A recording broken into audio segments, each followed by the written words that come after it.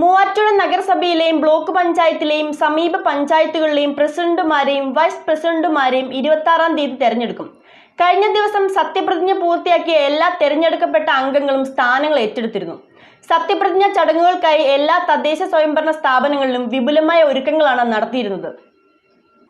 നഗരസഭയിലെ chairperson, vice chairperson തെരഞ്ഞെടുപ്പ് December 26-ാം തീയതി നടക്കും. ബ്ലോക്ക് പഞ്ചായത്ത് പ്രസിഡന്റുമാരുടെയും വൈസ് പ്രസിഡന്റുമാരുടെയും തെരഞ്ഞെടുപ്പ് 27-നും നടക്കും. മൂവാറ്റുപുഴ നഗരസഭ, ബ്ലോക്ക് പഞ്ചായത്തിന് കീഴിലുള്ള ആയവന, ആരക്കുഴ, ആവോലി, കല്ലൂർക്കാട്, പായിപ്ര, മാറാടി, മഞ്ഞള്ളൂർ, വാളകം പഞ്ചായത്തുകളിലെ പുതിയതായി തിരഞ്ഞെടുത്ത അംഗങ്ങളുടെ സത്യപ്രതിജ്ഞ ഇന്നലെ പ്രൗഢമായ ചടങ്ങുകളോടെ നടന്നു.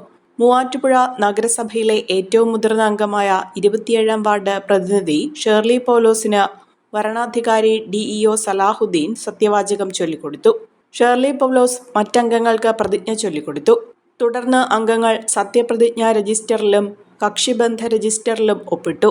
കൂറുമാറ്റം സംബന്ധിച്ച പരാതികൾ വരുമ്പോൾ സംസ്ഥാന തെരഞ്ഞെടുപ്പ് കമ്മീഷൻ പരിഗണിക്കുന്ന പ്രധാന രേഖ കക്ഷിബന്ധ രജിസ്റ്ററാണ്.